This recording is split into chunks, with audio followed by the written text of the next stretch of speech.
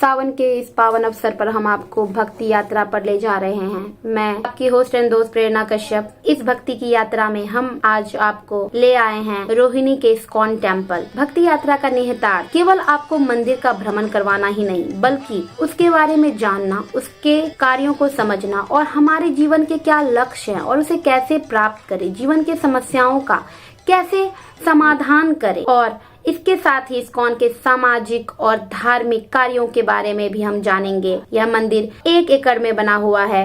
बहुत ही सुंदर और भव्य मंदिर, जहां जयपुरिया नक्काशी किया हुआ है, जो इसको और भी अद्भुत बनाता है। यह सभी सुविधाओं से लैस है। यहाँ banquet hall, auditorium, Govinda restaurant और स्पिरिचुअल पार्टीज और मिनी स्कूल भी बनाया जाएगा, जहाँ बच्चों को जीवन जीने के सही दिशा निर्देश दिए जाएंगे और सभी लोगों को भगवत गीता के द्वारा जीवन जीने के सलीके को सिखाया जाएगा। सब मिलकर बोले हरे कृष्णा, क्योंकि आप इस्कॉन में हैं। आज हमारे साथ इस्कॉन के बारे में बातचीत करने के लिए और उनकी जानकारी, क्या क्या काम करता है इस्कॉन, कहाँ टेम्पल है, क्या है, सारी जानकारी आपको बताएंगे। इनके लिए हमारे साथ हैं युवा वर्ग के उपदेशक प्रभु अमरेंद्र हरिदास। नमस्कार सर। आपसे सबसे पहला सवाल हमारा है कि काफ़ी सारे दिल्ली में ये इस्कॉन टेम्पल हैं, तो ये जो रोहिणी में है, ये कब बना, कब तक इसका कार्य पूरा होगा और इसके क्या क्या कार्य हैं, इसके बारे में हमें बताएं। तो बेसिकली इस्कॉन टेम्पल सबसे पहले ईस्ट ऑफ कैलाश में था। हाँ जी, जो कि नेहरू पैलेस के जी पास जी है। जी, मैं गई हूँ। तो यहाँ पर जब प्रीचिंग हो रहा था, और वहाँ पर जो मेन प्रीचर है जो गोपाल कृष्ण गोस्वामी महाराज, हाँ हाँ, ही इज अ जीवीसी of ISKCON temple okay, all over world. So वहाँ इधर के साइड में जब प्रीचिंग हुआ तो यहाँ पर कई सारे भक्त बने। फिर ये भक्त भी महाराज से रिक्वेस्ट कर रहे थे कि इस एरिया में भी टेम्पल होना चाहिए, क्योंकि यहाँ से काफ़ी दूर पड़ता था जाने वगैरह में भी। जी। तो उन सब भक्तों के रिक्वेस्ट पे फिर महाराज ने कहा, उनको कहा कि आप लैंड देखिए। तो इधर लैंड देखा गया। तो ये मतलब गवर्नमेंट की हेल्प से ये वाला लैंड जो ये इंस्टीट्यूशनल एरिया है। अच्छा, हाँ, क्योंकि जो इस्कॉन है एक शिक्षा का केंद्र है। टेम्पल तो है ही, भगवान के विग्रह होते हैं, दर्शन हम कर सकते हैं, बट एक शिक्षा का केंद्र, जैसे हम भगवत गीता देख सकते हैं। तो भगवत गीता के टीचिंग्स के बेस पे we used to preach in the society. तो फिर ये लैंड देखा गया इंस्टीट्यूशनल एरिया में।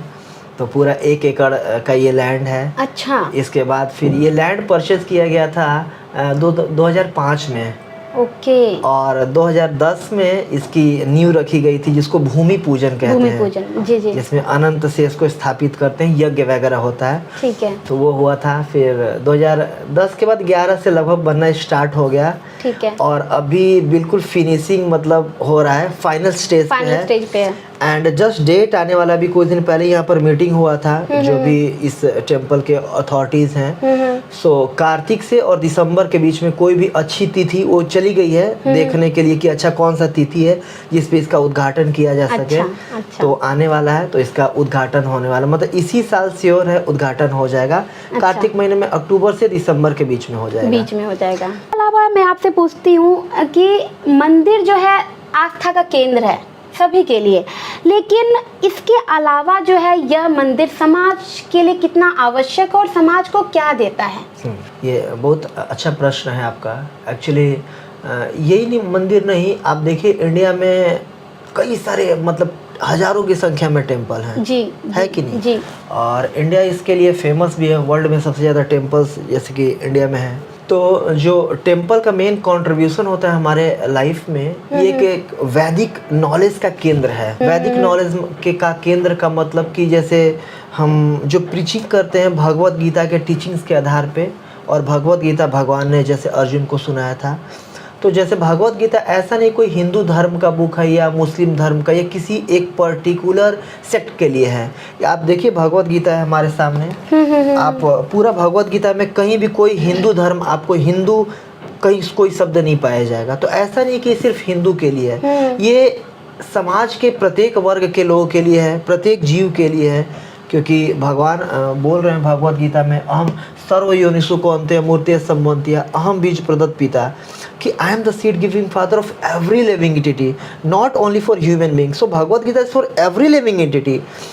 तो हम लोग जो इस्कॉन टेम्पल का मेन कंट्रीब्यूशन है समाज के लिए, सबसे पहले जैसे प्रसादम डिस्ट्रीब्यूशन होता है। जैसे कि आप देखे होंगे किसी भी टेम्पल में आप जाएंगी तो प्रसादम मिलता रहता है, कोई भी है प्रसाद पाए। जी जरूर। प्रसाद के बारे में मैं आपसे पूछना चाह रही थी, मैं इसके बाद में पूछती, आप इसमें बता रहे बहुत अच्छा है कि प्रसाद के बारे में बताएं आपकी क्या है। तो प्रसादम क्या है, जो कोई भी हम खाना बनाते हैं अगर उसको हम भगवान को ऑफर करते हैं, भोग लगाते हैं, समर्पित करते भोग लगाने के बाद जो उसको फिर प्रसाद बनता है, वो सबसे पहले जो खाना जो बनाते हैं वो भोग होता है, भगवान को ऑफर करने के बाद जो रिसीव हम करते हैं वो प्रसादम होता है। प्रसादम पाने से, क्योंकि भगवान द्वारा ऑफर्ड है, तो भगवान का डायरेक्ट साक्षात्कार मीन्स हमारी चेतना उसे प्यूरिफाई होता है, सतोगुणी चीज होता है प्रसाद। जैसे कि ये बहुत इम्पोर्टेंट है हमारे लाइफ में कि क्या हम ग्रहण करें। एक आपने सुना होगा कहावत भी, जैसा खाए अन्न वैसा होए मन। हाँ जी। तो हाँ, अगर जैसा हम खाते हैं वैसे ही हमारी बुद्धि और चेतना हो जाती है। Yes exactly. तो अगर हम सतोगुणी खाना खाएंगे, भोजन करेंगे, जो कि जैसे इसमें जो भी भगवान को भोग लगता है, नॉनवेज वगैरह नहीं लगता है, सिर्फ वेज होता है, ऑनियन गार्लिक भी नहीं होता है, तो बिल्कुल सात्विक तरीके से, सात्विक लोगों द्वारा, बिल्कुल जैसे किचन का भी एक स्टैंडर्ड है, नहा धो करके भग जाते हैं, वहाँ प्रसाद बनाते हैं, तो उस तरीके से अगर हम वो लगाते हैं भगवान को भोग, तो उसको पाने पे हमारी चेतना और उत्कृष्ट होती है, एलिवेट होती है। We can understand spiritual knowledge easily by taking prasadam, so it's helps us. तो वैसे समाज के प्रत्येक लोगों को प्रसादम बांट करके भी हेल्प कर रहे हैं कि वो उनका पेट तो भरे ही जी। और आध्यात्मिक रूप से वो उन्नति करे, चेतना भी उनका उन्नत हो, क्योंकि चेतना उन्नत होने से हमारा कैरेक्टर बहुत अच्छा रहेगा, कैरेक्टर उन्नत होगा, और चरित्र अगर अच्छा रहेगा तो ऑब्वियस सी बात है जितने समाज में क्राइम है ये सब बढ़ रहे हैं वो रुकेंगे, तो प्रसाद का कंट्रीब्यूशन है।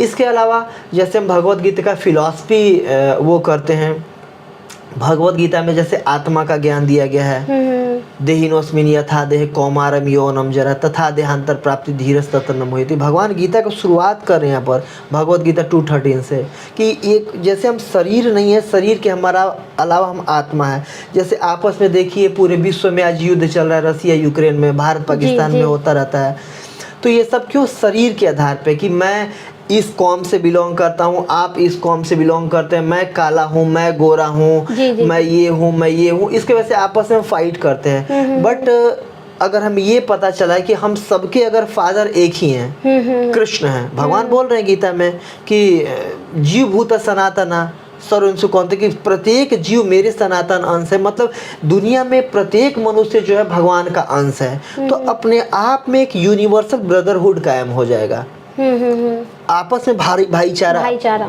कायम हो जाएगा। अगर जैसे पहले हम बोल रहे हिंदी चीनी भाई भाई, पहले हम अलग करें कि हम हिंदी और आप चीनी हैं, तो कैसे भाई भाई होंगे। बट भगवत गीता का जो प्रिंसिपल है कि भाई ठीक है, सबके फादर एक है, सबके पिता एक हैं, भगवान है, कृष्ण है, तो एक यूनिवर्सल ब्रदरहुड कायम करने में मदद करती है ये चीज़, तो भगवत गीता टीचिंग्स है। बाकी हम कॉलेज वगैरह में जाते हैं और वहाँ पर स्पिरिचुअल क्लासेस वगैरह होता है, भगवत गीता के टीचिंग्स को बताते हैं। आप देख सकती हैं दिल्ली में कि कितना ज़्यादा कॉलेज वगैरह में जो यूथ है किस डायरेक्शन में जा रहे हैं, तो उनको सही डायरेक्शन में ले जाने में मदद करते हैं। उनकी स्पिरिचुअल काउंसलिंग होती है, करियर काउंसलिंग भी करते हैं। जैसे ज़्यादातर जो भी भक्त हैं, जो ब्रह्मचारीज हैं, they are from different educational backgrounds.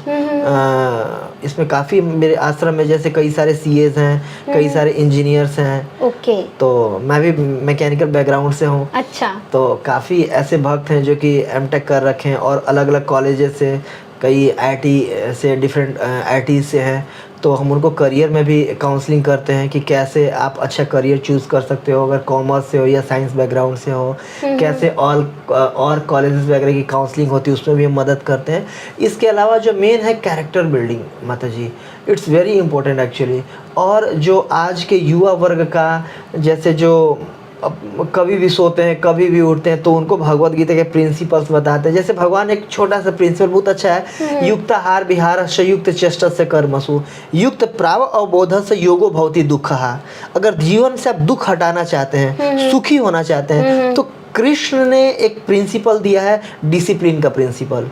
युक्त आहार, सबसे पहले आहार पे अपना रेगुलेट करें। ऐसे नहीं कहीं भी जा रहे हैं, रोड पे कुछ पसंद आ गया, कहीं के चाट पकौड़े, कहीं कुछ भी खा लिए, पी लिए, ड्रिंक कर लिए, है कि नहीं। तो उस पर कृष्ण पहले बोल रहे हैं कि अपने आहार को आप रेगुलेट करिए, युक्त विहार रिक्रिएशन उसको रेगुलेट करिए, अपने हैबिट्स को रेगुलेट करिए। इससे देखेंगे कि हमारा माइंड भी फिर रेगुलेट हो जाएगा, और पूरा अगर हमारा लाइफ स्टाइल रेगुलेट हो जाए तो अपने आप जीवन की काफ़ी सारी समस्याएं सॉल्व हो जाएंगी। सही बात है। यस, भगवान बता आज रहे जो स्टूडेंट हैं बिल्कुल, क्योंकि हम आस्था से कहीं ना कहीं हट चुके हैं, इन सब चीज़ों से हम कटते जा रहे हैं, अपनी संस्कृति से दूर होते जा रहे हैं। तो कहीं ना कहीं हमारे अंदर जो एक आस्था जब हमारे अंदर होती है तो हम किसी भी परेशानी से उबरने में हमारे अंदर क्षमता होती है कि हाँ सब कुछ ठीक हो जाएगा। एक पॉजिटिविटी हमारे अंदर होती है। लेकिन आज हम जो, जैसे आपने कहा कि खाना पीना जो सारी चीजें हैं वो सब कुछ एक अलग ढंग से ही दिनचर्या हो गई है। उसके कारण हमारे अंदर ना तो पेरेंट्स के पास टाइम है, ना बच्चों के पास टाइम है, ना वो किसी से बात कर सकते हैं, ना शेयर कर सकते हैं। और इसके कारण देख रहे हैं कि कितनी सारी आत्महत्याएं हो रही हैं और बहुत सारे गलत काम हो रहे हैं देश में। तो ये बहुत अच्छी बात आपने कही है कि हमें अपने जीवन में शिष्टाचार लाना चाहिए, और मंदिर को सिर्फ आस्था का केंद्र नहीं, एक ऐसा शिष्टाचार देने वाला ये केंद्र है जहां से आपको जीवन कैसे जीना चाहिए ये आपको सिखाती है। तो इसके अलावा मैं जानूंगी कि देखिए, जैसे अभी मैंने बात की कि सब व्यस्त हैं, माता पिता दोनों व्यस्त हैं, तो बच्चों के लिए यहाँ क्या क्या क्लासेस हैं, क्या हैं, तो उनके बारे में कुछ बताइए जो उनका विकास कर सके और संपूर्ण विकास कर सके एक तरह से।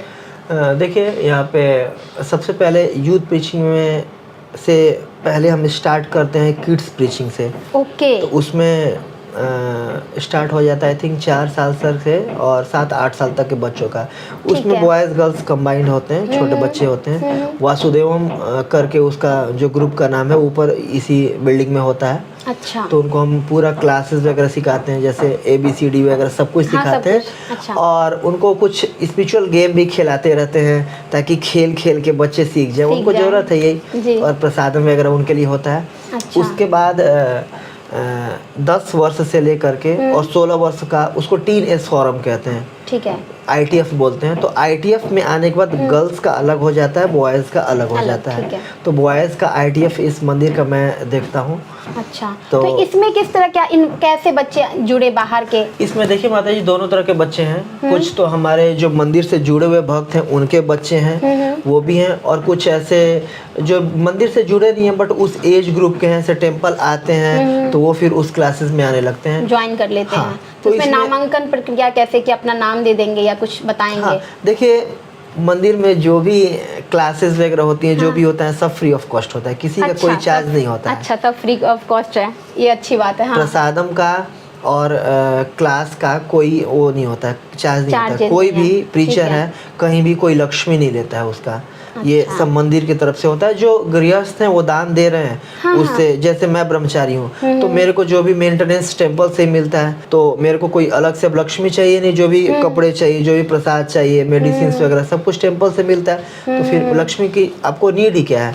तो जो हमारा फिर प्रीचिंग का वो सेवा होता है, जैसे भगवान के लिए अगर कोई कार्य करते हैं उसको सेवा कहते हैं। एक्चुअली टेम्पल में जो भी पूछेंगे तो ये बताएंगे मेरा ये सेवा है, ये नहीं बताएंगे कि मेरा ये काम है, मेरा ये सेवा है। ये टर्मिनोलॉजी यहाँ यूज करते हैं। तो कृष्ण के लिए करें तो भगवान की सेवा हो गई है। इस मंदिर में देते हैं और बाहर भी आप बच्चों को मतलब जो भी जैसे सोसाइटीज हैं, आप DTU है सेक्टर 16 में, डेल्टा यूनिवर्सिटी, तो वहाँ पे हम जाते हैं। पूरी सोसाइटीज है, जैसे NSS होता है, NCC होती है, वैसे वेब सोसाइटी है, सेफ सोसाइटी है, वॉइस है।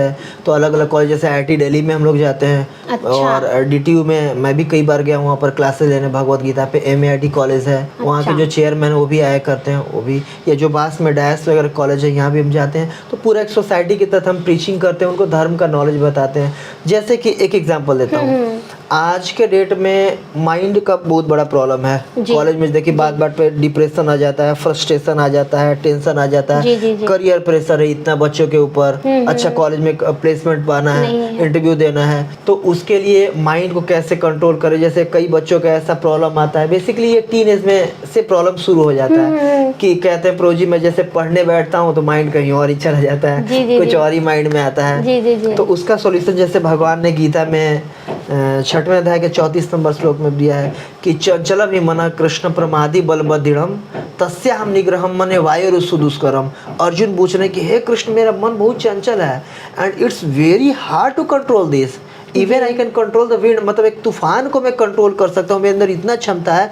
मन को कंट्रोल करना आसान नहीं है। तो भाई भगवान बताइए मैं कैसे कंट्रोल करूँ। और आज ये कॉमन समस्या है जो यूथ में पाई जा रही है।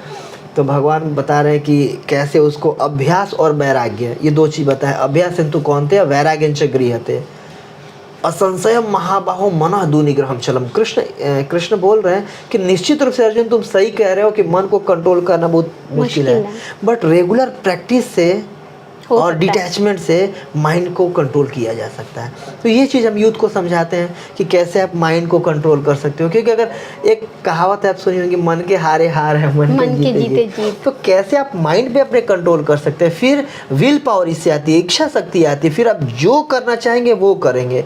अभी जो हमारा मन करता है वो करते हैं, लेकिन विल पावर आने के बाद जो हम चाहेंगे वो करेंगे। और इसका एक और हम उपाय बताते हैं, जैसे मंत्रा मेडिटेशन से माइंड हमारा पीस होता है, काम होता है और सेटिस्फैक्शन मिलता है। तो एक मंत्रा जो कलयुग के लिए प्रोसेस है, शास्त्रों में जो बताया गया, हरेर नाम एवं केवलम कलौ नास्ति नास्ति नास्ति गतिर अन्यथा। कली संतरण उपनिषद में बताया गया ये कि जो कलयुग में जो प्रोसेस है मेडिटेशन का, हरि का नाम, भगवान का नाम, भगवान का नाम, भगवान 3 बार बोला गया इसको। अच्छा। तो वैसे जो कलयुग का महामंत्र है, हरे कृष्णा कृष्ण कृष्ण हरे हरे, हरे राम राम राम हरे हरे। तो ये हम बताते हैं, इसका आप मेडिटेशन कीजिए मॉर्निंग में उठ के, इवनिंग में, व्हाटएवर जब भी आपको टाइम मिले। इससे आपको विल पावर मिलेगा। क्योंकि मंत्र का मतलब होता है मनः तारति इति मंत्र, जो मंत्र को शक्ति देता है। कई बार ऐसा होता है कि कई लोग हमसे कहते हैं कि प्रभु जी जैसे मैं जानता हूँ क्या सही है और क्या गलत है, बट सही को कर नहीं पा रहा हूँ और गलत को छोड़ नहीं पा रहा हूँ। जी वाह, ये बहुत अच्छा है। यस, विल पावर की कमी है मतलब आपके अंदर। तो विल पावर कैसे आएगा? मंत्रा मेडिटेशन से आएगा, उससे शक्ति मिलती है। तो फिर आप सही को सही कर पाएंगे, गलत को छोड़ पाएंगे। तो ये भी हम टीचिंग देते हैं समाज में लोगों को। इस इंटरव्यू के समाप्त होने से पहले एक ऐसा ही कुछ ज्ञान और एक आप इससे गीता से दें, ताकि सबका कल्याण हो और सब सही राह पर चले। एक अंतिम आप मुझे देखिए, प्रत्येक युग में जैसे मनुष्य का जब किसी को जन्म मिला है, तो मनुष्य का जन्म वेरी रेयर, बहुत दुर्लभ है। शास्त्रों में से विष्णु पुराण में कहा गया है कि 84 लाख योनियों के बाद मिलता है जी। हाँ, जलजानो लक्षण स्थावरा लक्ष्मींसति क्रीमयो 10 लक्षण रुद्र संख्या पक्षी नाम चतुष्लक्षाणी मानव, कि जल में रहने वाले 9 लाख, कीट पतंग 11 लाख, पक्षियों की संख्या 10 लाख, पशु 30 लक्षाणी 30 लाख और 4 लाख मनुष्य की कॉन्शियसनेस के आधार पे। तो मनुष्य का जीवन बहुत बहुत दुर्लभ है, बहुत रेयर होता है, रेयरली मिलता है। 84 लाख स्पीसीज के मूव करने के बाद फिर मनुष्य का जीवन मिलता है। यस, तो इसको व्यर्थ नहीं जाने दे। तो हमारा कर्तव्य है, देखिए हमारा 2 ड्यूटी है। एक उसको बोलते हैं नैमित्तिक धर्म, मीन्स वो धर्म who is related to all this body. जैसे कोई पिता है, कोई पुत्र है, कोई ऑफिस में है तो बॉस के प्रति, इंडिया है तो देश के प्रति जो हमारा धर्म है, और दिल्ली में रहने वाले तो दिल्ली के प्रति जो हमारा कर्तव्य है। पत्नी अगर मैं घर में हूँ तो पति के प्रति जो ड्यूटी है, बच्चों के प्रति ड्यूटी है, स्टूडेंट हूँ तो पढ़ाई के प्रति, जो टीचर के प्रति, ऑफिस में अगर मैं बॉस हूँ तो नीचे एम्प्लॉय के प्रति, एम्प्लॉय हूँ तो बॉस के प्रति क्या ड्यूटी है। दिस ड्यूटी इज कॉल्ड नैमित्तिक धर्म, शरीर के स्तर पे। तो इसको अच्छे तरीके से, अच्छा कैरेक्टर के साथ हम पालन करें। चरित्र बहुत जरूरी है, अच्छे चरित्र के साथ हम इसको निभाएं, जो अपने शारीरिक ड्यूटी है। एंड इसके साथ साथ जो दूसरा हमारा ड्यूटी होता है सनातन धर्म, means the duty who is related to our soul, आत्मा। जैसे शरीर तो बाहर की कवरिंग है, earth water fire air ether 5 element का बना हुआ है, पृथ्वी जल अग्नि वायु आकाश। लेकिन जो अंदर है सोल, आत्मा, और आत्मा का जो ड्यूटी सबका समान ड्यूटी है। क्योंकि आत्मा के लेवल पे आपका भी वही ड्यूटी है, मेरा भी वही ड्यूटी है। मैं भी शारीरिक धर्म, जैसे आप रिपोर्टर हैं आपका अलग धर्म हो सकता है, मैं एक धर्म प्रचारक हूँ मेरा अलग धर्म हो सकता है। लेकिन आत्मा का धर्म सबका है भगवत प्राप्ति की। जो मनुष्य जीवन का जो असली लक्ष्य है, इस जन्म मृत्यु के चक्र से बाहर निकलना, उसको हम प्राप्त करें। उसको हम कैसे कर सकते हैं? तो हर एक युग में भगवत प्राप्ति का अलग अलग तरीका होता है। जैसे शास्त्र में कहा गया, श्रीमद् भागवतम करके ग्रंथ है 12वें स्कंद के 5वें अध्याय में, कि कृते ध्यायतो विष्णु त्रेतयाम यजतो मखई द्वापरे परिचर्या नाम कलौ तद हरि कीर्तनम। कि सतयुग में जो भगवत प्राप्ति का तरीका होता था, भगवान के वो ध्यान करना, आप देखती थी बड़े बड़े ऋषि बहुत लंबे लंबे साल तक तपस्या करते थे, बट अभी हमारा उतना एज नहीं है, so we can not do that. And त्रेतायाम यजतो मखई, त्रेता युग में बड़े बड़े यज्ञ करके भगवत प्राप्ति की जाती थी। जैसे आपने सुना होगा रामायण में भगवान राम ने भी अश्वमेध यज्ञ किया था, जिसमें जो 2 घोड़े छोड़े थे जिनको लव कुश ने पकड़ा था। Yes exactly. तो अब लेकिन अभी के युग में इतना शुद्ध ब्राह्मण भी नहीं है और ना इतने हवन सामग्री वगैरह, क्योंकि करोड़ों रुपए उसमें खर्च लग जाते हैं, इतना सबके पास लक्ष्मी भी नहीं है और समय और साधन सब कुछ चाहिए। हाँ नहीं है, तो वो भी इस युग का प्रोसेस नहीं है। फिर द्वापर युग में डीटी वर्शिप, बड़े बड़े टेम्पल्स का कंस्ट्रक्शन करके, जैसे जगन्नाथपुरी का टेम्पल वो द्वापर के टेम्पल हैं। आप जाइए गुजरात में, वहाँ पर कई सारे टेम्पल बने हुए हैं, तो सब द्वापर के टेम्पल है। But what is the process for Kalyuga, कलौ तद हरि कीर्तनम। जो कलयुग में युग धर्म है भगवान के नाम का कीर्तन करना, और तो भगवान के नाम का चैंटिंग करना, ये कलयुग का युग धर्म है।